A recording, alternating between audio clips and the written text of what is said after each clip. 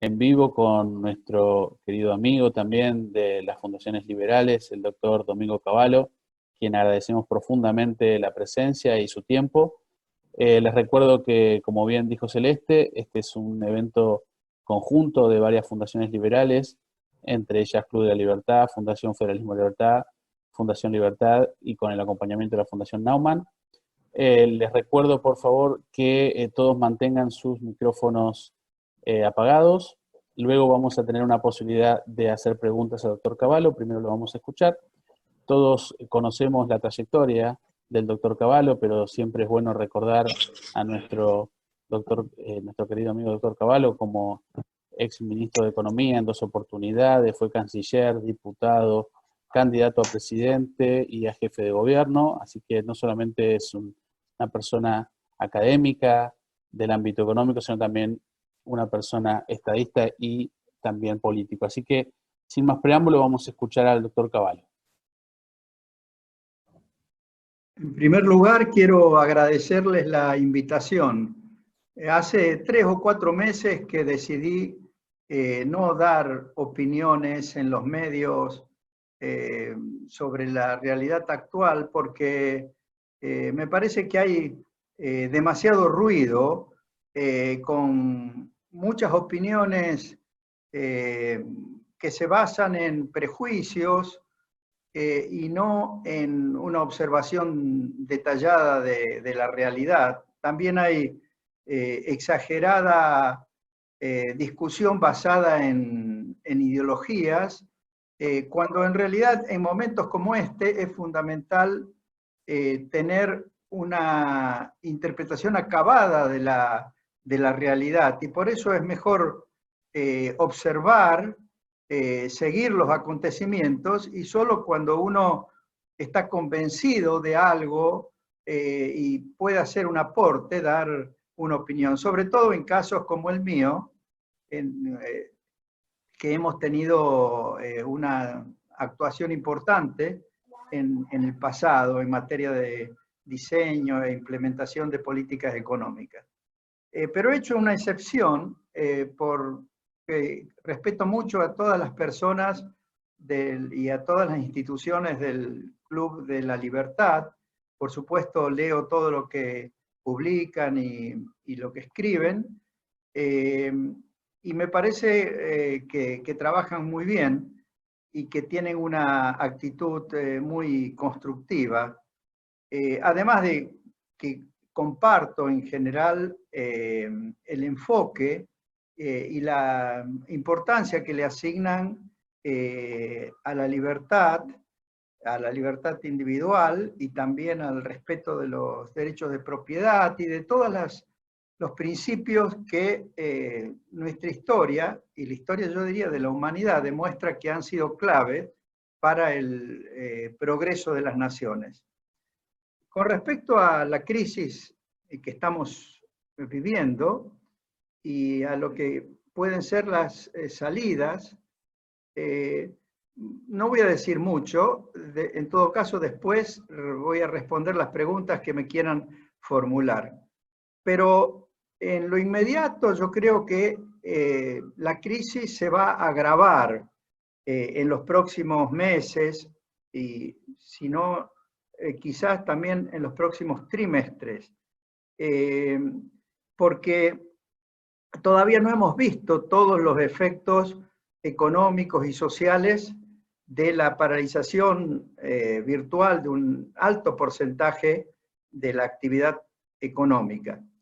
Y no hay muchas cosas que el gobierno pueda hacer para atenuar en lo inmediato los efectos económicos y sociales de esta crisis, más allá de lo que ya ha anunciado. Otros países tienen más herramientas, tienen lo que se llama un mayor espacio fiscal para dar subsidios y formas de paliar los efectos sociales de esta crisis. Nosotros, lamentablemente, tenemos muy poco espacio fiscal porque ya veníamos con una situación fiscal muy deteriorada, y creo que lo que el gobierno está haciendo es lo que puede hacer en esta materia. Por supuesto, hay críticas respecto de la velocidad a la que se están implementando los programas para, por ejemplo, ayudar a las empresas a que puedan pagar los salarios, pero este tipo de dificultades son naturales de cuando se producen fenómenos inesperados como estos. De hecho, en los Estados Unidos hay como 26, 27 millones de solicitudes de seguro de desempleo y se están pagando solamente 2 o 3 millones, porque todo el trámite obviamente se viene atrasado, como es natural cuando hay un abarrotamiento de requerimientos. Así que yo no voy a hacer ninguna crítica en ese sentido. Tampoco voy a hacer una crítica en el sentido de que se está emitiendo demasiado dinero. En realidad no hay ninguna otra alternativa para otorgar los alivios sociales e incluso para ayudar a las empresas a que no quiebren y puedan estar preparadas para volver a funcionar, que emitir dinero. Pero yo creo que lo que el gobierno puede mejorar la situación inmediata y sobre todo mediata, más a mediano y largo plazo, es en dejar de utilizar herramientas de control e intervención directa y permitir que aquellos mercados que todavía funcionen como tales, como mercados con precios libres. Y esto se refiere tanto a los mercados de bienes y servicios como a la actividad financiera. Yo creo que todo lo que es controles de precios, lo único que hace es perjudicar el buen funcionamiento de los sectores en los que todavía hay producción y puede haber abastecimiento y respuestas a la demanda de la gente. Pensar que los aumentos de precios que se vayan a producir en los próximos semanas, meses,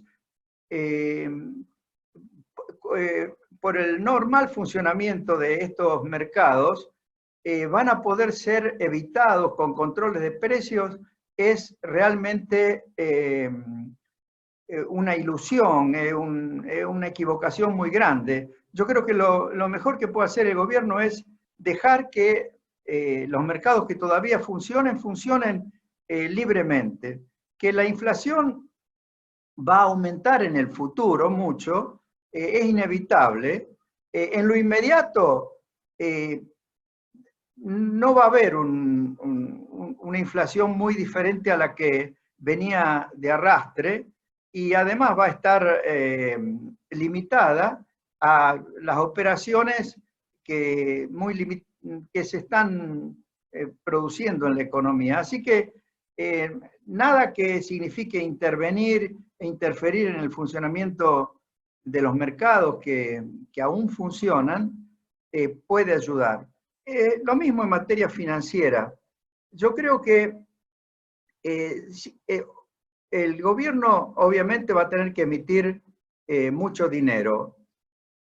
Es importante que en la medida de lo posible los bancos puedan otorgar créditos, pero al mismo tiempo hay que permitir que pueda funcionar el sistema financiero y también pueda eventualmente funcionar un mercado de capitales en la moneda local, para lo cual no se puede pretender controlar la tasa de interés. Hay que dejar que la tasa de interés sea la que surja de los mercados. Y en todo caso, si se quiere orientar crédito hacia ciertas empresas o sectores, hay que hacerlo ofreciendo a los bancos una garantía de que en caso de que el deudor no pague, el gobierno le reconozca y se haga cargo de la pérdida. Por supuesto, esto tiene que ser con también un cierto castigo al banco que da un crédito que después no se cobra, pero es fundamental de que se deje funcionar al sistema de la manera más libre posible. Lo mismo, el efecto de la tasa de interés a los ahorristas en pesos, a los que mantengan sus ahorros en pesos, hay que dejar que sea libre y que cubra la expectativa de desvalorización monetaria o de inflación que tienen los ahorristas, los depositantes. Si no, obviamente, todo el mundo va a tratar de cubrirse con dólares. En realidad, estamos en una economía bimonetaria y vamos a seguir estando en el futuro en una economía bimonetaria. Lo que hay que conseguir es que, como tal, como economía bimonetaria, funcione bien. Por ejemplo, si se dejara que el mercado libre, un mercado cambiario libre, pero sencillo para la gente, simplemente que si quiere vender dólares pueda hacerlo en ese mercado libre y si quiere comprar dólares pueda hacerlo. Es decir, un mercado libre que reemplace a todo lo que hoy es el mercado de contado con liquidación o el mercado bolsa o el mercado paralelo. Y por otro lado, alentar a que la gente mantenga sus dólares en el sistema financiero es muy importante, porque de esa forma, por lo menos, va a funcionar la parte dolarizada de la economía de una manera eficiente. Por ejemplo, el que tiene hoy depósitos en dólares en el sistema bancario, va a saber que realmente lo que tiene son dólares que va a poder disponer sin restricciones. Tal como funciona ahora, la gente puede retirar el dólar o los dólares de los bancos, pero si los quiere transformar en pesos, en realidad está como obligado a transformarlos en pesos al tipo de cambio oficial. Por supuesto, puede retirar los dólares billete y luego, si tiene suficiente sofisticación financiera, tratar de transformarlos en pesos a través del contado con liquidación, pero es muy probable que para el grueso de la gente que tiene volúmenes relativamente pequeños de depósitos en los bancos, depósitos de dólares en los bancos, lo más probable es que si retira el billete, lo va a terminar vendiendo en el mercado paralelo y la economía se va a ir ennegreciendo. A lo mejor esos dólares son totalmente blancos, pero al tener que venderlos en el mercado paralelo, es que como va a aumentar el porcentaje de la economía negra de Argentina.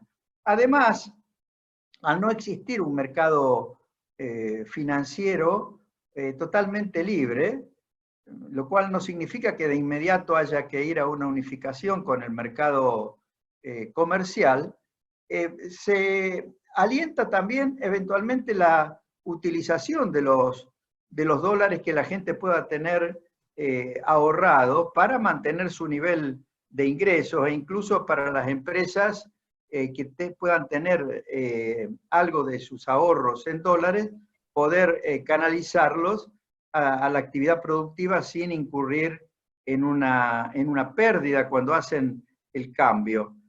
En fin, hay cosas que se pueden mejorar y tienen que ver con dar mayor libertad para que funcionen los mercados que pueden funcionar. Por supuesto, es imposible pensar que se recree de inmediato el mercado de capitales en dólares. porque obviamente cuando el gobierno no está cumpliendo ni va a cumplir con sus obligaciones en dólares en los próximos años, no va a existir ese mercado de capitales para nosotros. Sí puede existir un mercado de intermediación financiera en dólares, por lo menos para las necesidades que puedan tener, por ejemplo, de capital de trabajo, las empresas de exportación, si es que se habilita a que el dólar pueda funcionar dentro del sistema bancario argentino. Por supuesto, el grueso de las transacciones financieras y comerciales se van a hacer necesariamente en pesos. Ahora, ¿qué va a pasar con la inflación? En lo inmediato no va a ser muy diferente a cómo fue en los meses anteriores a la aparición de la pandemia y a la cuarentena. El problema se va a suscitar cuando comience la normalización de la economía. Ahí obviamente va a haber un gran exceso de liquidez en pesos que la gente va a tratar de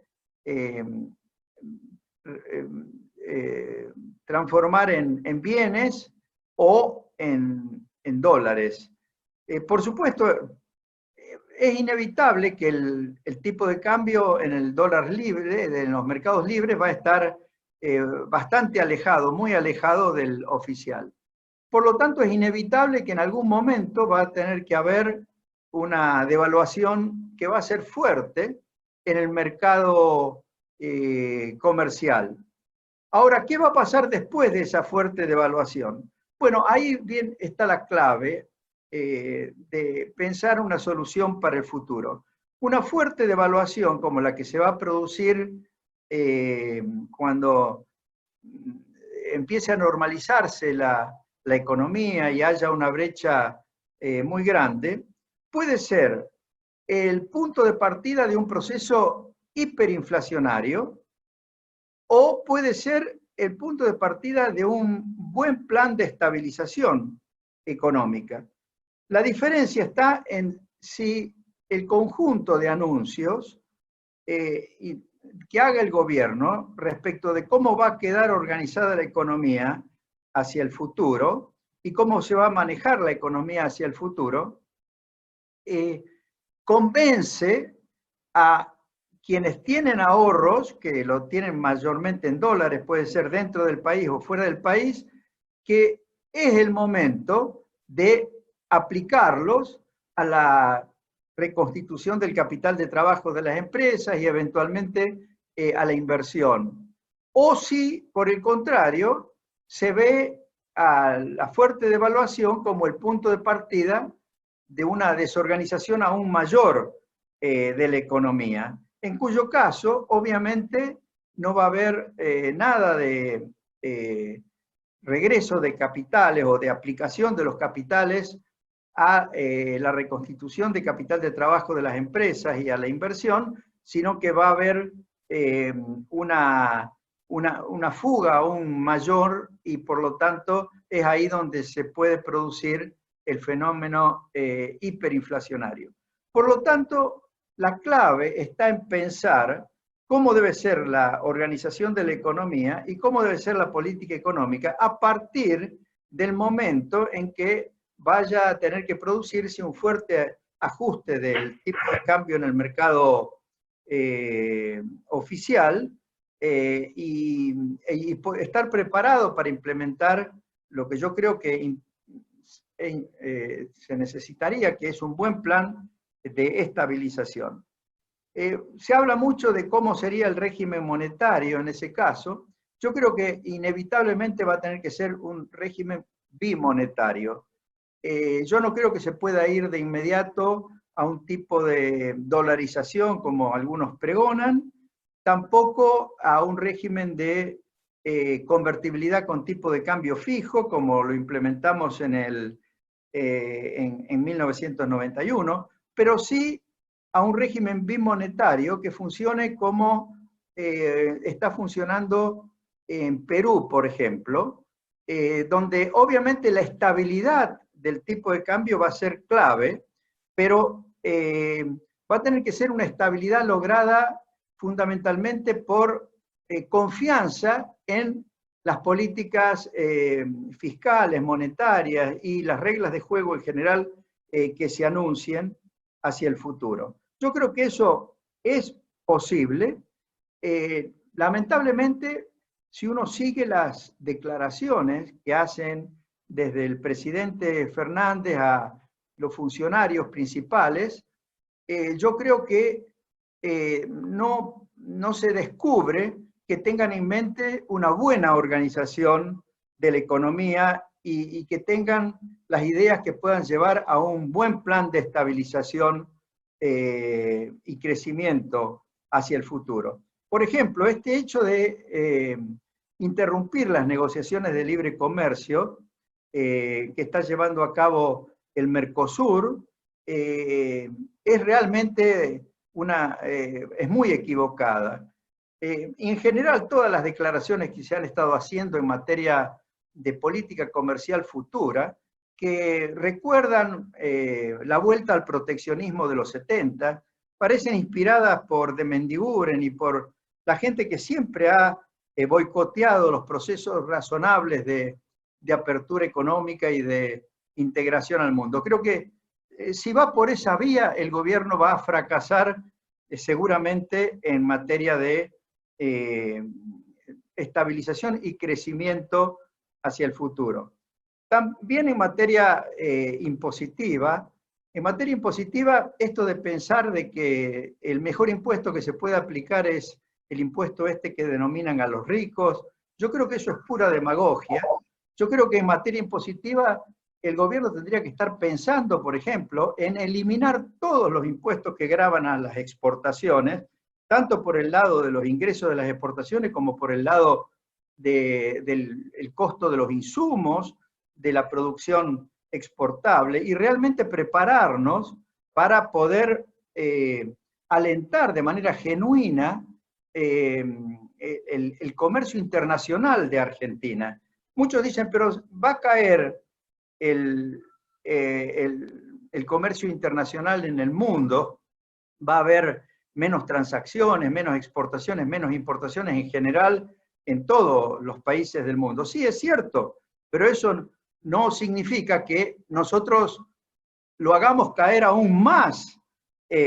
O sea, va a haber que buscar la forma de que en ese contexto de un comercio internacional que se está achicando, nosotros poder exportar lo más posible y poder abastecernos de la manera más eficaz posible de todo lo que necesitemos para que funcione bien nuestra economía. Y eso se va a conseguir con más libertad de comercio, con eliminación de los impuestos distorsivos que tanto afectan a la actividad comercial externa. Por supuesto, esto es válido también para el comercio interno y para la producción interna. Tenemos que dejar de pensar en impuestos que gravan al trabajo y a la producción, y por supuesto perfeccionar la recaudación de los impuestos a los ingresos netos, es decir, a las ganancias, y en todo caso el impuesto al valor agregado, pero de una forma que sea eficaz en cuanto a la recaudación, y en todo caso dejar que los municipios y provincias se basen los de impuestos sobre la propiedad para poder financiar los niveles locales de gobierno, pero dejar de pensar en impuestos que gravan e introducen distorsiones en el funcionamiento de la economía. Por supuesto, todo esto va a poder hacerse si hay una muy seria labor de reforma del Estado para reducir el tamaño del gasto público. Yo creo que esta va a ser una oportunidad en ese sentido, porque la gente va a entender que no se puede seguir despilfarrando dinero o asignándolo a actividades y a absolutamente no prioritarias y y va a haber que extremar la eficiencia en el sector privado, por supuesto, y eso va a ocurrir, pero sobre todo en el sector público, en todos los niveles de gobierno. En fin, no son descubrimientos los que yo estoy haciendo, en realidad es la aplicación de principios racionales de administración económica. Yo creo que hay que volver a pensar en una organización económica para la Argentina como la que está implícita en los principios de la Constitución Nacional. Por eso el otro día me preguntaron qué tipo de organización, y yo dije, bueno, una organización basada en los principios que Alberdi acompañó o explicó en complemento de sus ideas para la Organización Nacional de la Argentina. Bueno, yo paro acá y con mucho gusto respondo las preguntas que me quieran formular. Muy bien, muchas gracias, doctor Cavallo. Gracias por su exposición en estos momentos tan difíciles, no solo para Argentina, sino para el mundo. En esta oportunidad, justamente para abrir la ronda de preguntas y respuestas, ¿usted cree que estamos frente a un nuevo paradigma en el cual los intervencionismos van a estar a la orden del día, no solamente en América Latina, sino en el mundo, en donde el liberalismo económico ya va a poder ser reemplazado? ¿Usted qué cree, doctor? No, no creo que sea así. Por supuesto, hay muchos gobiernos con tendencias populistas y en lo inmediato puede ser que intenten encontrar soluciones por esa vía, pero yo creo que a poco de andar se van a dar cuenta, sobre todo en los países que venían relativamente bien organizados, que esa no es la forma de salir de la crisis. Por ejemplo, en los Estados Unidos, obviamente que Trump ha tenido algunas tendencias intervencionistas, sobre todo en lo que es el comercio internacional y el abandono de las ideas de la Organización del Mundo sobre bases multilaterales, pero yo creo que eso está siendo rediscutido dentro de los propios Estados Unidos, y a mí me parece que a partir de la próxima elección se va a volver a pensar en que Estados Unidos funcione como venía funcionando antes de los discursos de Trump, tratando de reemplazar las relaciones multilaterales por negociaciones puramente bilaterales.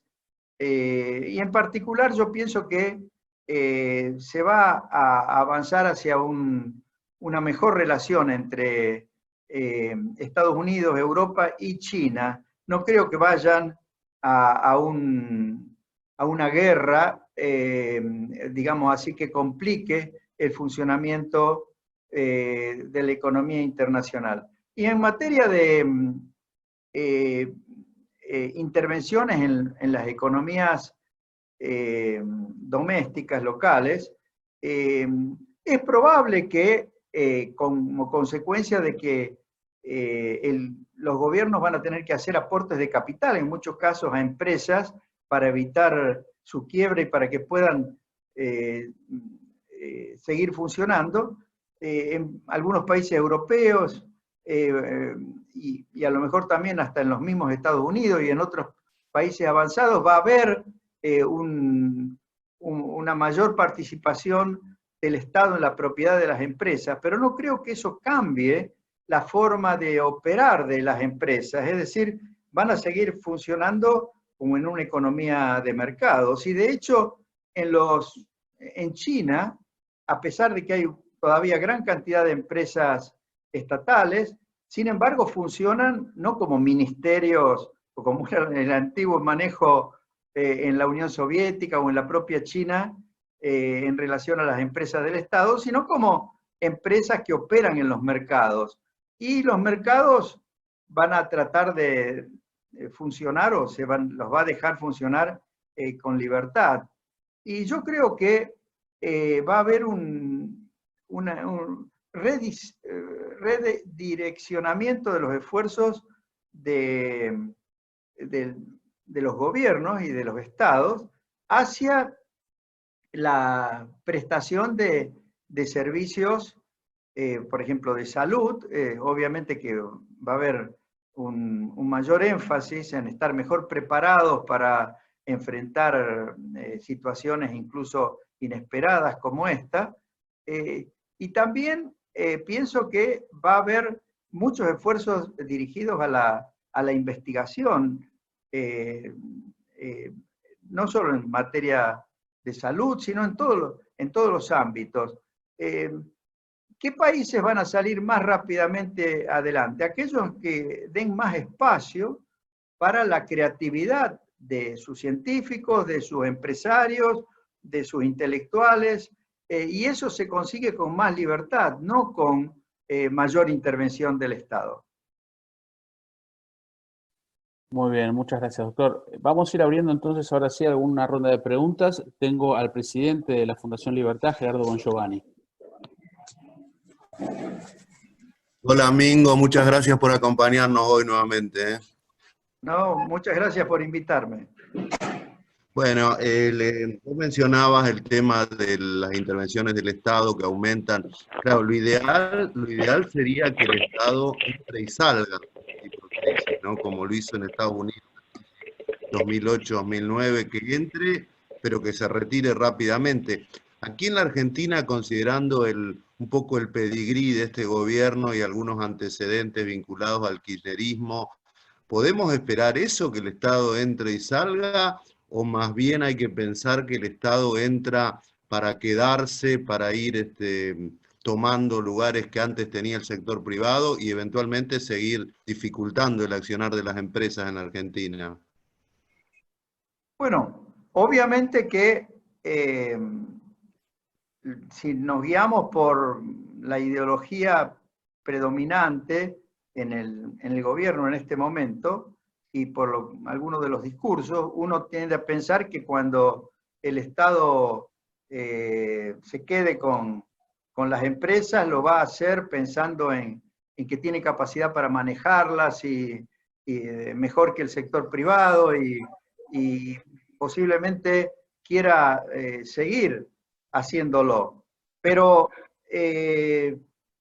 cuando empiecen a verse de nuevo malos resultados, como se produjeron en el pasado, imagínense, si en cuestiones de aprovisionamiento de alimentos y de medicamentos y de elementos sanitarios a cargo del Estado hay hechos de corrupción o acusaciones o interpretación de que determinadas prácticas de compra son corruptas. Imagínense lo que va a hacer si las empresas son administradas totalmente por el Estado.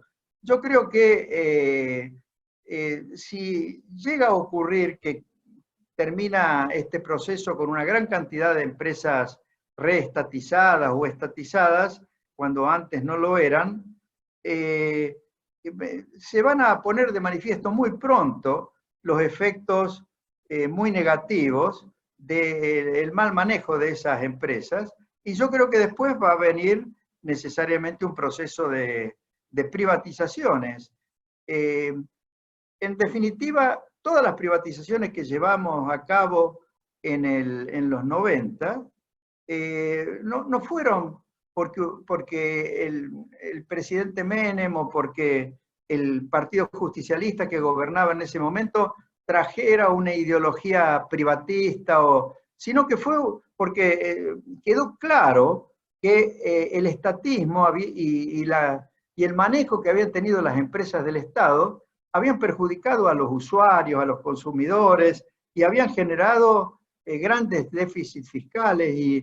Y bueno, y con una actitud realista, un gobierno que fue capaz de entender los problemas de la realidad y buscar soluciones viables, llevó a cabo un proceso privatizador que en algunos sectores fue realmente ejemplar. Por ejemplo, cómo se privatizó todo el sector energético y cómo entró a funcionar todo el sistema energético, fue un caso ejemplar en el mundo. Entonces, yo creo que algo así puede volver a pasar en Argentina si es que en la salida inmediata de esta crisis se produce una reestatización generalizada de empresas. Por supuesto, yo preferiría que si el gobierno va a estatizar empresas, lo haga con la idea de que tan pronto como pueda la reprivatice, ¿no? Pero bueno, ese es un deseo, una expresión de deseo. Los gobiernos implementan aquellas ideas que traen y bueno, y también en la medida en que advierten los resultados, puede ser que las cambien.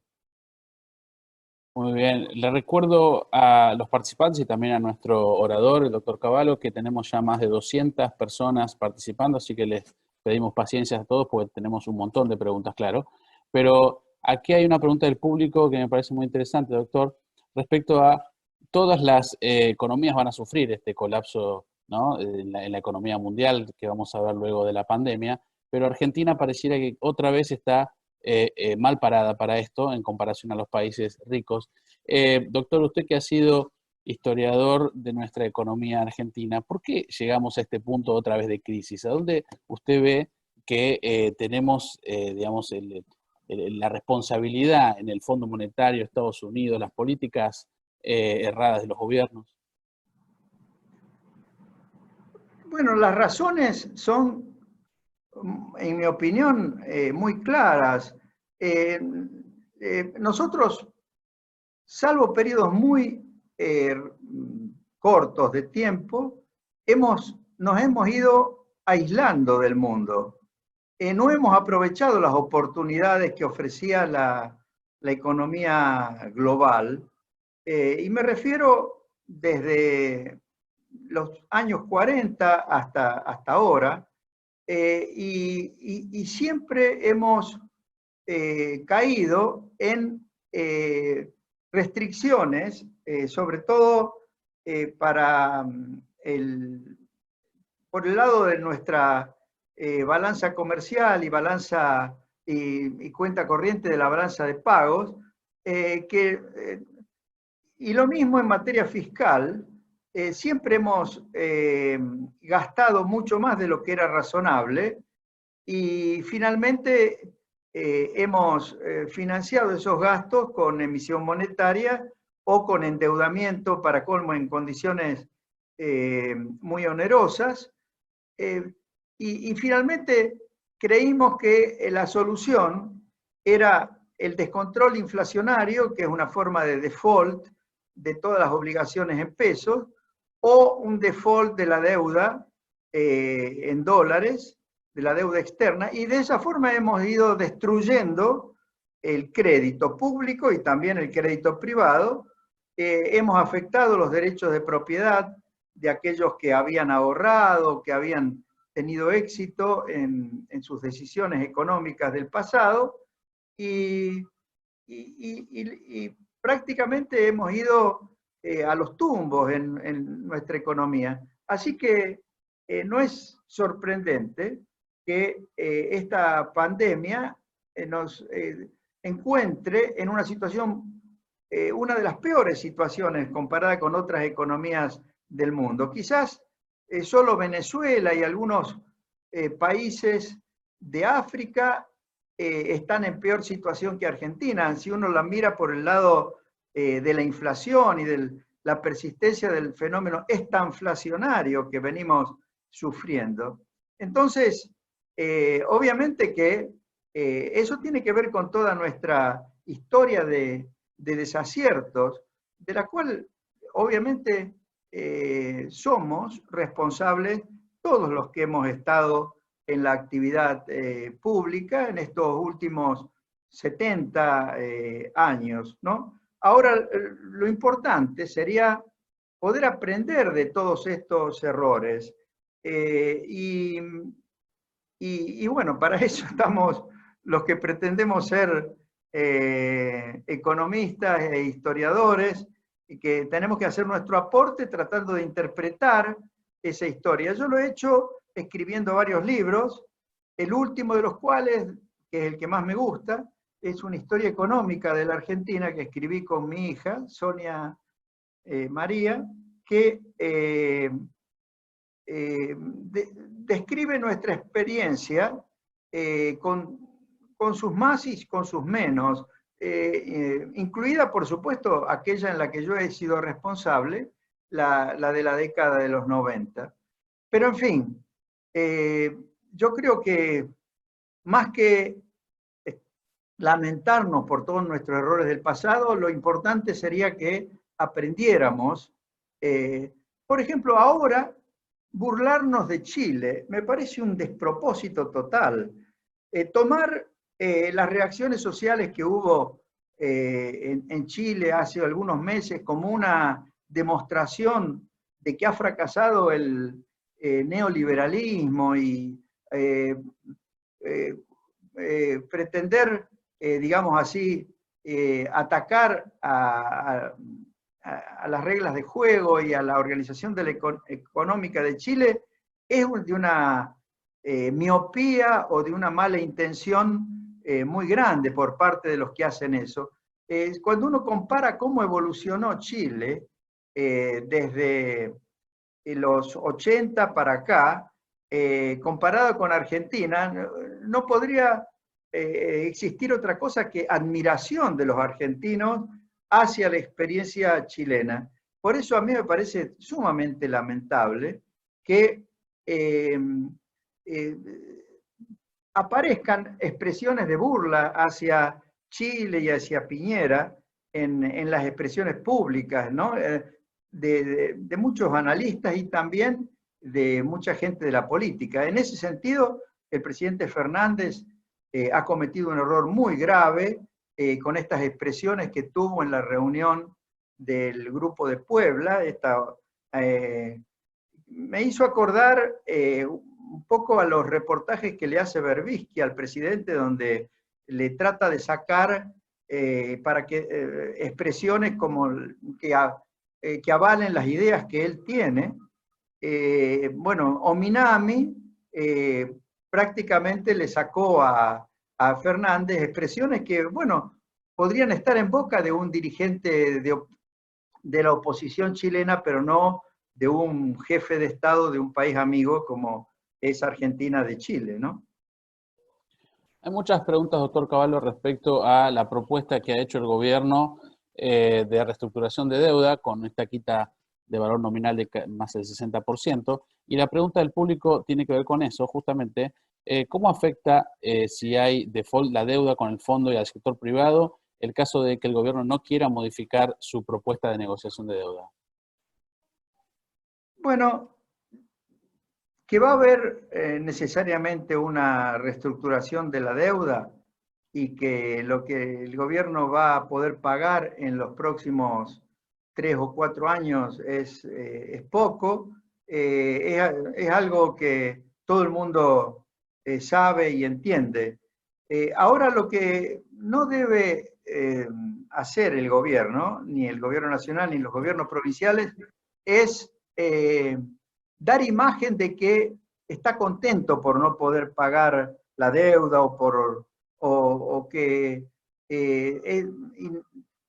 no quiere prestar atención para nada a los reclamos y a las razones de los acreedores. Yo creo que tiene que avanzar hacia la reestructuración con una actitud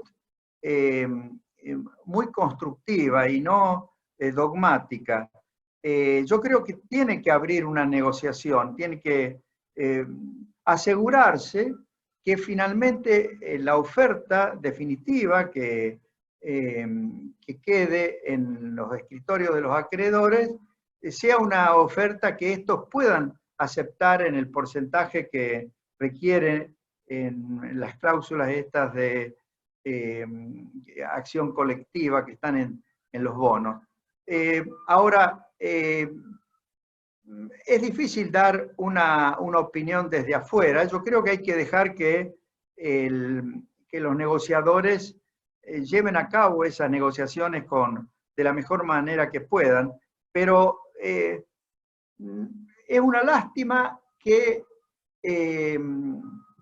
esta negociación se haga con aparentemente el aval intelectual de Stiglitz. Yo lo respeto mucho a Stiglitz como economista, pero creo que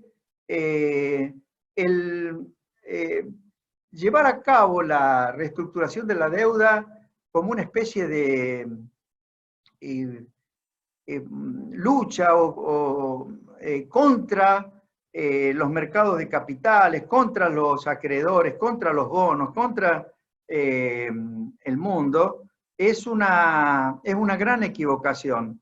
Yo creo que lo he escuchado, por ejemplo, a Ken Rogoff o a Larry,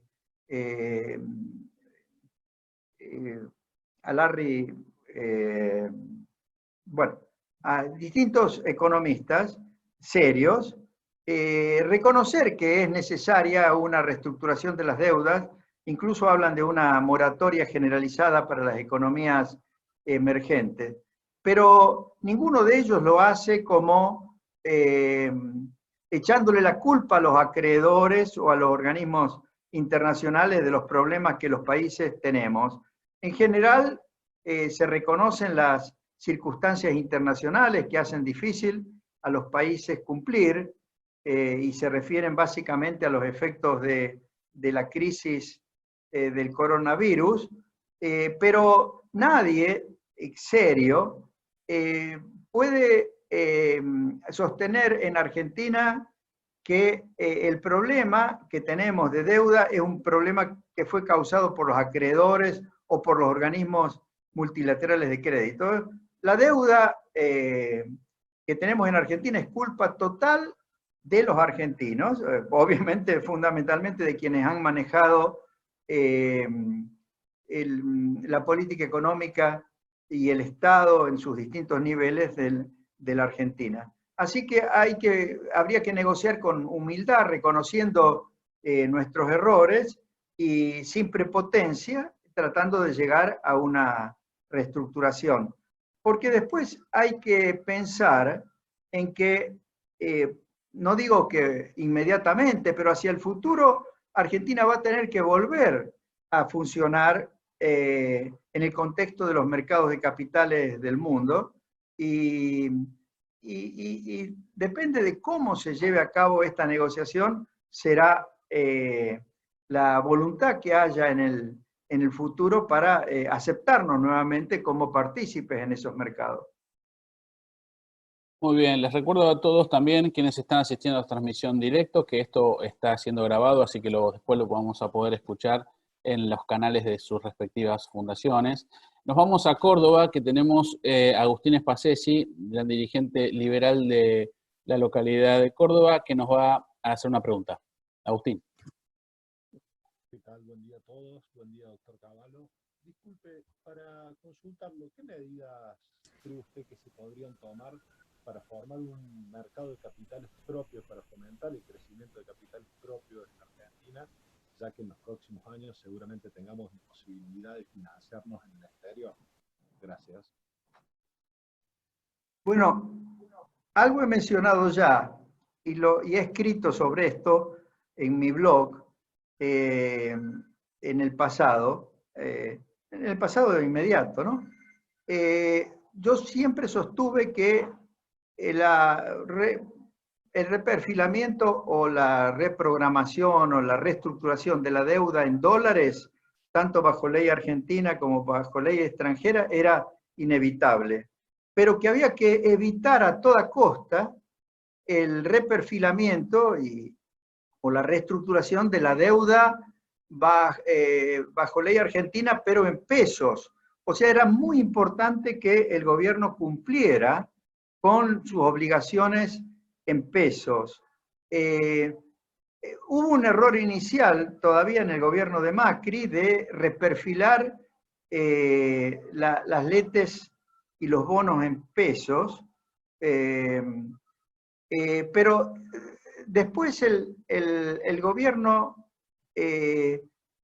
parece que cambió de actitud, el gobierno en la dirección correcta, es decir, no reiteró el reperfilamiento, salvo para un bono que lo interpretaron como en realidad un bono más bien bajo ley, como si fuera un bono en dólares, pero está cumpliendo en general con las obligaciones en pesos. Y yo diría que no se tiene que asustar si tiene que emitir dinero, pesos, para poder cumplir con las obligaciones en pesos.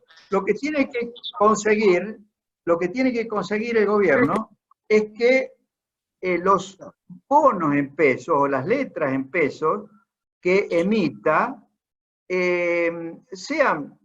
tengan demanda. Para que tengan demanda, obviamente los términos en los que lo emite deben ser atractivos para los que tienen pesos y que podrían eventualmente invertirlos en esos bonos. Ese es el sentido que tiene mi recomendación de que no se trate de controlar la tasa de interés de las operaciones que se hagan en pesos vía el mercado de capitales o vía el sistema bancario. Hay que dejar que funcione. Si uno quiere que funcionen los mercados, hay que darle libertad a los mercados. En la medida en que la gente confíe en que las obligaciones en pesos que asume el gobierno las va a cumplir y que el sector privado también va a cumplir con esas obligaciones, obviamente se va a estar recreando el mercado de capitales en pesos, o va a poder funcionar el mercado financiero, la intermediación financiera en pesos. Ahora, además de eso, sería bueno que se fuera preparando también el terreno para que pueda funcionar un mercado de capitales en dólares, aunque sea dentro de la Argentina. Pero bueno, todo eso requiere que el gobierno haga funcionar a los mercados de capitales como mercados, es decir, como mercados libres, sin pretender intervenir fijando las tasas de interés o los rendimientos de esos activos financieros, ¿no? Vamos, si usted me permite, doctor Cavallo, a ir yendo a las últimas preguntas. Si usted tiene tiempo, podríamos hacer 2 preguntas, tal vez 3, si es usted tan gentil con nosotros. En Tucumán tenemos a Manuel Guisone, que nos va a hacer una pregunta. Hola, buenos días, doctor. Mi consulta es, cuando usted pudo convencer tanto al doctor Menem como al Partido Justicialista en general y a la sociedad argentina de que hacían falta las reformas que llevaron adelante los 90, fue porque tenía una trayectoria, tanto política como académica, como en los medios, evangelizando, digamos, de alguna manera. ¿Usted ve a alguien hoy que tenga esas características? Y no solo eso, sino que usted no solo pudo convencerlos, sino que además pudo llevar adelante, pudo liderar las reformas. ¿Usted cree que hoy hay alguien con esas características? Bueno, yo no creo haber sido una persona difícil de igualar. Yo creo que yo he sido un economista con una buena formación profesional, que formó un equipo que trabajó con otros economistas, que no solo expuso sus ideas, sino que escuchó mucho las ideas de los demás, y luego hizo una tarea de contacto con la dirigencia política, con contacto muy respetuoso con la dirigencia política, prácticamente de todos los partidos, y también con la dirigencia gremial y con la dirigencia empresaria y con los empresarios individualmente. Esa tarea me llevó a ser conocido por el presidente Menem y por miembros de su gobierno, no como ideólogo, sino como un hombre que estaba preparado para enfrentar y tratar de resolver los problemas de la Argentina. Yo creo que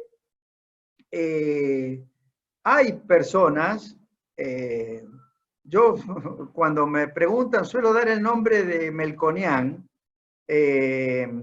porque viene trabajando sistemáticamente de una manera parecida a como lo hice yo en aquella época, tratando de formar equipos, quizás más en una tarea de consultoría, lo cual, en mi opinión, no es tan bueno como la tarea de dirigir un equipo de investigaciones económicas, como el que yo dirigí en Córdoba y después en el ámbito nacional a través de la Fundación Mediterránea.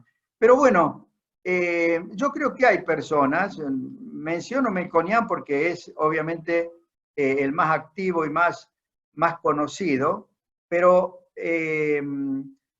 acá hace falta no solo una persona o un equipo, hace falta también que se dé cuenta de por sí la dirigencia. En aquella época, en los 90, el grueso de los empresarios privados más importantes y sobre todo aquellos que veían o habían vivido en carne propia la falta de libertad económica y de las restricciones para el funcionamiento en el mundo y para la internacionalización de sus empresas, tuvieron una actitud de apoyo. Entonces, también los sindicatos, o sea, los sindicatos ya estaban tan convencidos de que con las empresas del Estado y por la forma como funcionaba la economía, no podíamos seguir, que dieron apoyo para estas transformaciones. Lamentablemente, en el caso de los sindicatos, siguieron con los vicios de demandar y pretender conseguir legislación laboral inhibitoria de la flexibilidad. Pero yo creo que ahora ya van a estar en una actitud diferente, ¿no? Yo no soy tan pesimista respecto de que pueda conformarse un equipo y aparecer una dirigencia política que pueda llevar adelante una buena reforma económica y que nos vuelva a insertar en el mundo como un país que progresa, como un país con futuro, ¿no? Hay que seguir trabajando. Ahora, es muy importante hacerlo sin demasiados dogmatismos. Yo lo quiero mucho, por ejemplo, a Javier Milei y a muchos de los que trabajan con él, a Diego Giacomini, pero yo diría que el consejo que yo les doy es que no ataquen a toda la dirigencia política y a todos los empresarios y a todos los sindicalistas, sino que trabajen tratando de transmitirles con sus ideas, pero de una manera más gentil, diríamos así, con menos ataques y con más argumentos para que se convenzan, para persuadirlos. Por supuesto, aquellos que tienen fuertes intereses creados en el statu quo y que lucran con el mal funcionamiento de la economía argentina no se van a convencer, pero hay mucha gente que tiene buena fe y que aspira a que se encuentren soluciones y a que el país progrese. Y yo creo que hay que apelar a esa gente. Esa debería ser la actitud de los economistas, que creen en la libertad, que demandan protección a los derechos de propiedad y que creen en que la libertad económica y el buen funcionamiento de los mercados es imprescindible. Pero no se puede desconocer que hay un rol ineludible que tiene el Estado precisamente como organizador de la sociedad y de la economía, y también para proveer financiamiento para los bienes públicos, es decir, aquellos bienes que no se pueden vender en mercados, pero que son imprescindibles para el buen funcionamiento de la sociedad. Muy bien, doctor. Si usted nos permite, tenemos dos últimas preguntas. ¿Le parece bien? Con mucho gusto. Bueno, muchas gracias, doctor, por su movilidad y su tiempo. Tenemos a Yamil Santoro con una pregunta.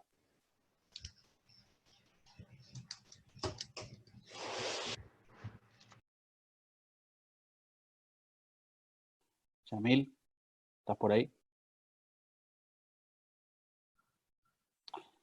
Bueno, no sé, se ve que... Acá estoy. ¿Acá estás? Ah, dale. Perdón, ¿qué tal, Mingo? Gracias por tu tiempo. Un gusto. Igualmente. La pregunta concreta es, si hoy tuviera que salir desde la oposición con propuestas para ayudar a encarrilar al gobierno en la dirección correcta, digo, siendo que usted no solamente es un hombre de la economía, sino también de la política, ¿cuál cree que sería el mejor abordaje para ayudar a orientar el curso de acción del gobierno, ¿no?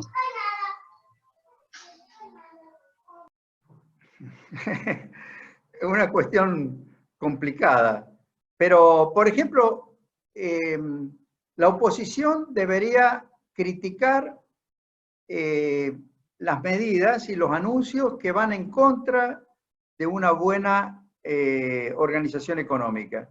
Por ejemplo, es muy importante, y creo que algunos miembros de la oposición han salido a criticar esta actitud de encerramiento de la economía que ha puesto de manifiesto o ha pregonado el gobierno del presidente. Aun cuando posiblemente, si miran una encuesta o si siguen los consejos de algunos de sus asesores de mercadotecnia política, puedan decir, no, eso no suma votos, porque la gente tiene el prejuicio de que hay que limitar las importaciones y hay que desvincularse de la economía global para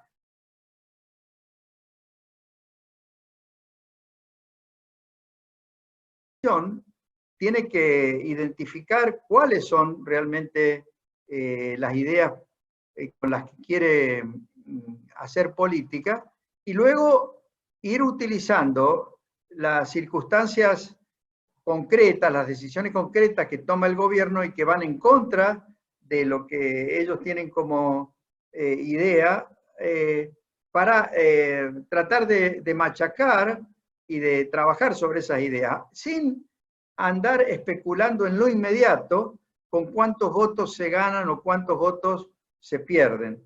Yo creo que es más importante ser muy coherente en la prédica que se hace en un partido político cuando se quiere, en la coherencia de la prédica a lo largo del tiempo, ¿no? Después también las circunstancias ayudarán o no a que pueda la oposición llegar al poder. Pero si que el gobierno esté mirando permanentemente las encuestas y calculando cuántos votos va a tener en la próxima elección, es algo inevitable y natural. Pero yo creo que la oposición, más que estar actuando de esa forma, lo que tiene que tratar de hacer,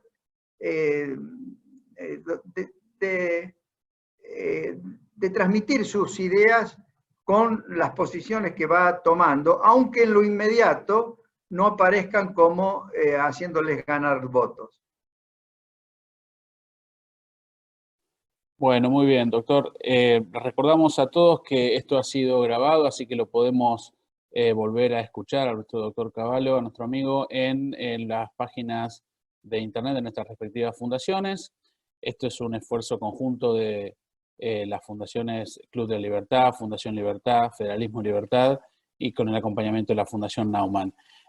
Vamos ahora a ir cerrando, así que vamos a directamente darle un gran aplauso a nuestro querido amigo doctor Cavallo y abrimos los micrófonos para eso.